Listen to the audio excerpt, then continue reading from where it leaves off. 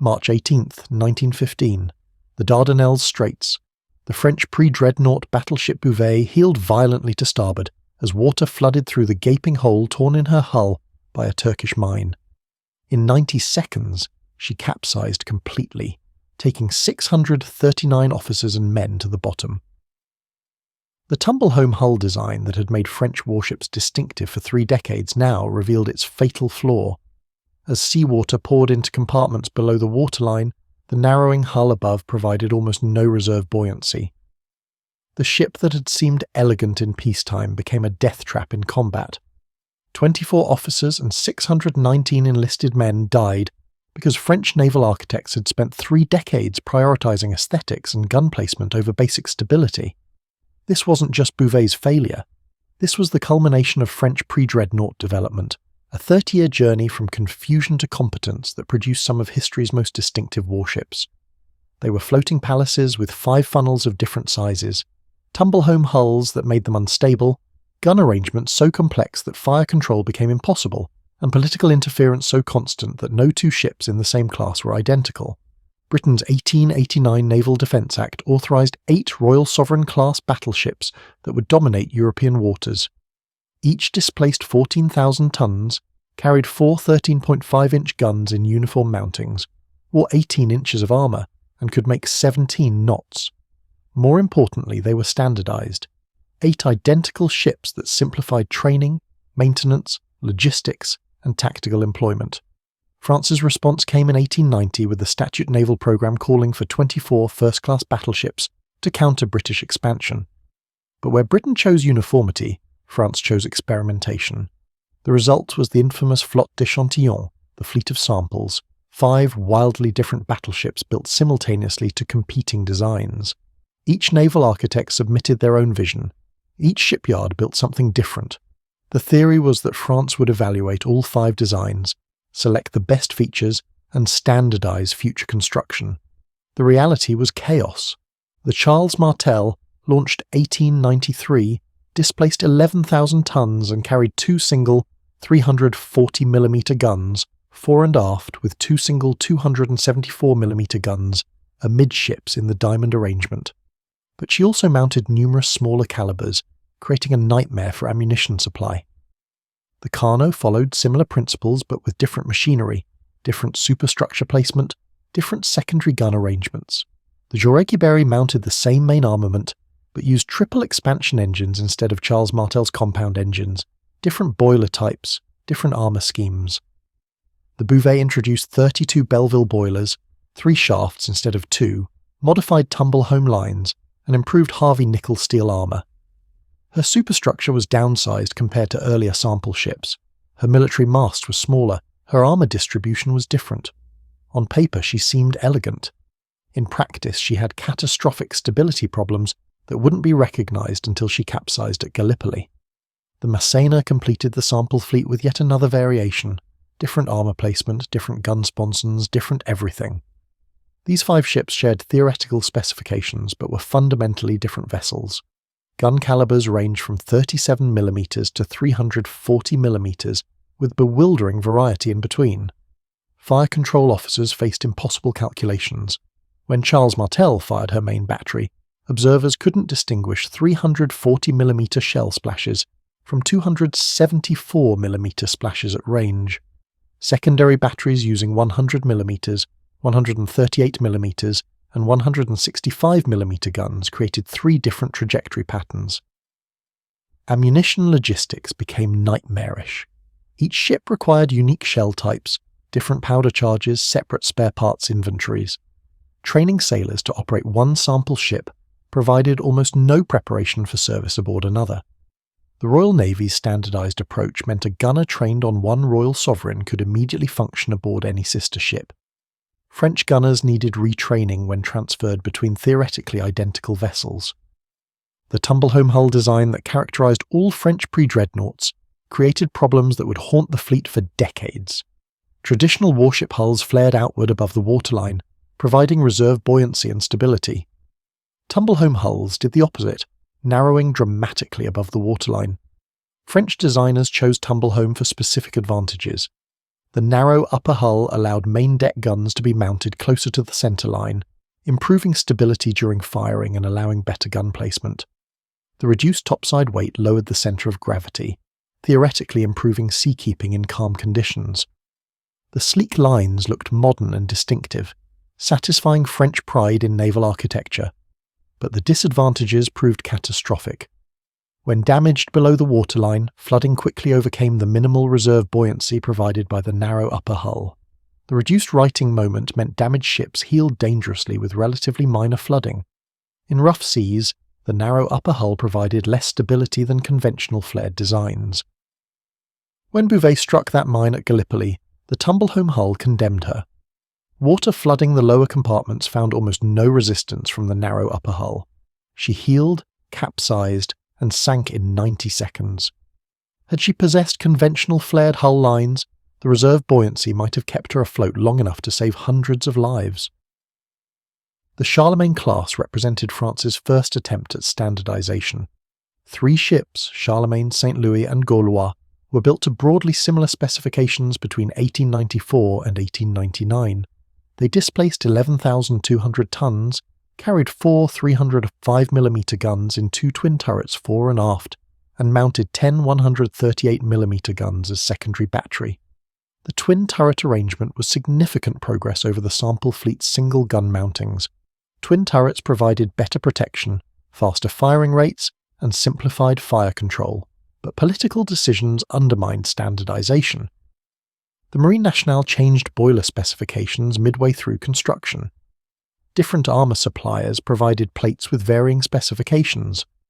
Gun mountings differed between ships despite nominal uniformity. The result was 3 ships that looked similar but performed differently. The Jena, completed 1898, refined the Charlemagne design with improved armour distribution and better fire control arrangements. She displaced 12,500 tons, mounted the same 4 305mm guns in twin turrets, but upgraded secondary battery to 8 165mm guns. Her armour scheme was more comprehensive, protecting vital areas more effectively than earlier battleships. She finally seemed to represent French mastery of pre-Dreadnought construction. Then came the Suffren, completed 1901, which inexplicably returned to heterogeneous design philosophy. Naval architects gave her 4 305mm guns like Iena, but then added 10 165mm guns as secondary battery and 8 100mm guns as tertiary battery. 3 different secondary gun calibers created the same fire control problems that plagued the sample fleet. Ammunition supply again became complicated. Training gunners to manage 3 different gun systems reduced overall effectiveness. Suffren's designers had learned nothing from the sample fleet's failures. The breakthrough finally came with the République and Patrie, authorized by the Fleet Law of 1900 as the first 2 of 6 planned battleships. Designer Louis-Émile Bertin created genuinely uniform vessels displacing 14,870 tons. They mounted 4 305mm guns in twin turrets and 18 165mm guns, with most secondary guns now mounted in more flexible gun turrets rather than casemates. The armour scheme was significantly improved, remedying the tendency of earlier French battleships to lose stability from relatively minor damage. The hulls were divided into 15 watertight compartments below the lower armour deck, with bilge keels fitted to improve stability. For the first time, France had battleships that matched contemporary international standards. They could engage British or German opponents on roughly equal terms at the medium ranges favoured by French naval doctrine, but political decisions again disrupted standardisation. The British King Edward VII class battleships appeared with heavy secondary batteries of 9.2-inch guns, prompting the French Naval General Staff to demand modifications. The last 4 République class ships, becoming the Liberté class, received upgraded secondary armament of 10 194mm guns instead of 18 165mm guns. This created 2 subclasses where 6 uniform ships had been planned. Liberté, Justice, Vérité and Démocratie were broadly similar to République and Patrie, but with heavier secondary firepower designed for closer range combat. The ironies multiplied. Designer Bertin had originally proposed the heavier secondary battery for République class, but the General Staff rejected it because larger guns had lower rates of fire. Then the British example prompted them to demand exactly what they'd previously rejected. The 4 Liberté-class ships entered service between 1907 and 1908, just as HMS Dreadnought rendered all pre-dreadnoughts obsolete overnight. The Danton class represented French pre-dreadnought development's final chapter and perhaps its greatest tragedy. 6 ships, Danton, Mirabeau, Vergniaud, Voltaire, Condorcet, and Diderot, were laid down between 1907 and 1908, 1 to 2 years after HMS Dreadnought launched. France was building pre-dreadnoughts when the entire naval world had moved to all big-gun dreadnought designs. Political debates raged over what armament these ships should carry. Some naval officers advocated an all-heavy gun design similar to Dreadnought. Minister Thompson requested studies for ships mounting 8 or 10 305mm guns in an all-big-gun arrangement. This would have created semi-dreadnoughts comparable to Germany's Nassau or America's South Carolina. But this was rejected because it would take too long to design new single-gun turret mounts for a 10-gun layout. France had the twin turrets, but couldn't quickly develop the necessary mountings for a proper dreadnought arrangement. The Dantons instead mounted 4 305mm guns in twin turrets, fore and aft, supplemented by 12 234mm guns in 6 twin turrets along the sides. This created ships with surprisingly heavy broadside firepower. 4 12-inch guns plus 12 9.2-inch guns could deliver tremendous weight of fire at medium ranges. Against their likely opponents, the Austro-Hungarian Navy's pre-dreadnoughts in the Mediterranean, the Dantons were formidable. But against true dreadnoughts with 8 or 10 heavy guns, they would be outranged and outgunned. The Dantons introduced steam turbines to the French capital ship fleet, using 4 licensed Parsons direct-drive turbines driving 4 shafts. 26 coal-fired Belleville or Nicholas boilers provided steam at 18 kilograms per square centimetre. The turbines were rated at 22,500 shaft horsepower, designed for 19.25 knots maximum speed. During sea trials they exceeded specifications, achieving speeds from 19.7 to 20.66 knots. This made them the only class of turbine-powered pre-dreadnought battleships ever built. But construction was plagued by the same political interference that had disrupted every previous French battleship program. Politicians debated endlessly over propulsion systems, boiler types, and armament arrangements. Minister Thompson initially rejected the Navy's decision to use turbines, preferring traditional triple expansion engines. Construction had already begun when he reversed himself. He then couldn't decide on boiler types, sending technical missions to study British designs while French shipyards waited for decisions. The contracts for the last 4 ships weren't signed until December 1907, after months of parliamentary debates. Final drawings sent to shipyards while ships were already under construction featured 500 separate modifications to the original plans. Builders had to dismantle and rebuild significant sections of work already completed. The ships ended up 40% over their original estimated budget and took considerably longer to build than planned. They were launched in 1909 and 1910, entering service in 1911, by which time they were already obsolete. Yet the Dantons proved surprisingly capable within their limitations. Their heavy secondary batteries of 12 234mm guns meant that at close to medium ranges they could generate tremendous firepower. Against early dreadnoughts at ranges under 10,000 yards, they could potentially hold their own through sheer volume of fire. Their 12 9.2-inch guns firing rapidly could compensate for having only 4 12-inch main guns. But naval warfare was moving toward longer engagement ranges where dreadnought battleships preferred to fight. At 15,000 yards or beyond, Danton's secondary battery became ineffective while dreadnoughts continued hammering with heavy guns. The French had built capable ships for the wrong era, optimized for close-range combat when long-range gunnery was becoming dominant. The 5 funnels that characterized the class were typically French, largely different shapes and sizes, not uniform throwbacks to earlier design chaos. Throughout 3 decades of pre-dreadnought development, certain patterns repeated endlessly. French designers created innovative ships with distinctive features, then political interference disrupted construction programs.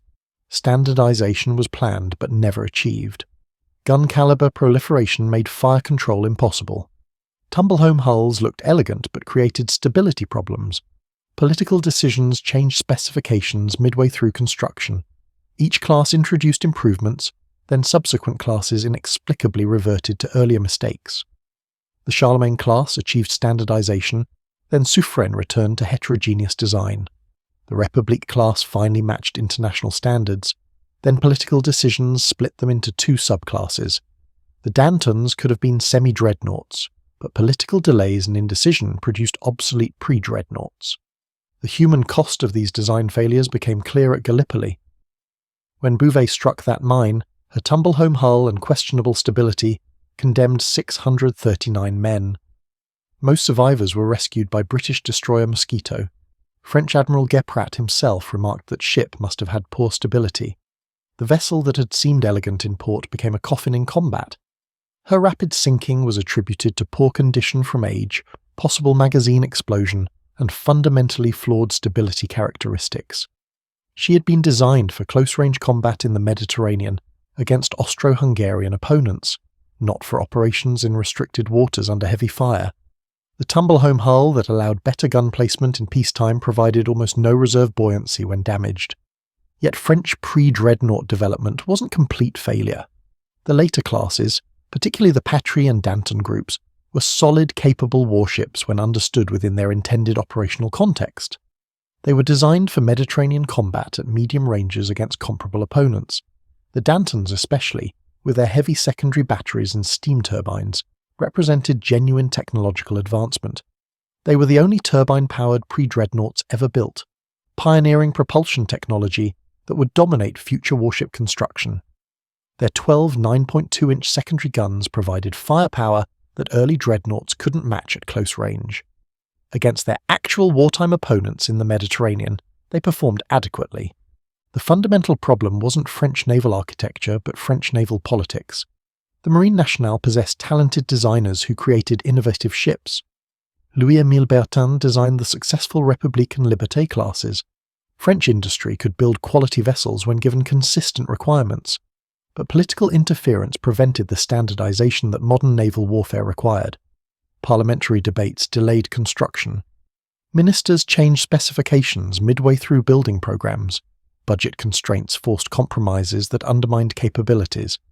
The result was a fleet where almost every ship differed from its supposed sisters, where fire control was nightmarishly complex, where maintenance required unique parts for each vessel, where crew training couldn't be standardized.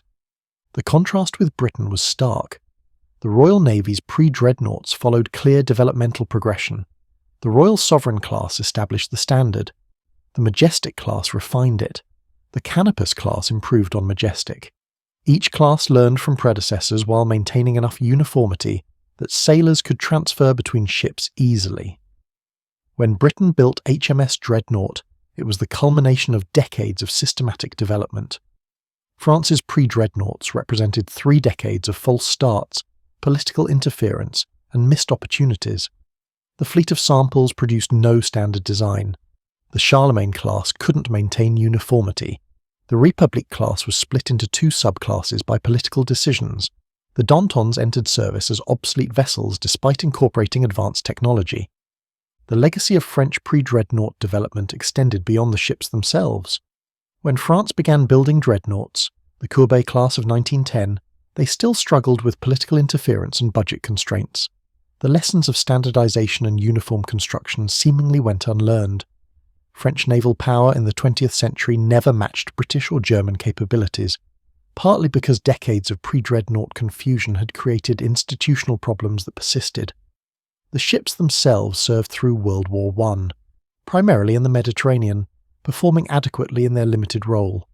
Most were scrapped in the 1920s and 30s, their distinctive 5-funnel silhouettes and tumble-home hulls disappearing from the world's oceans.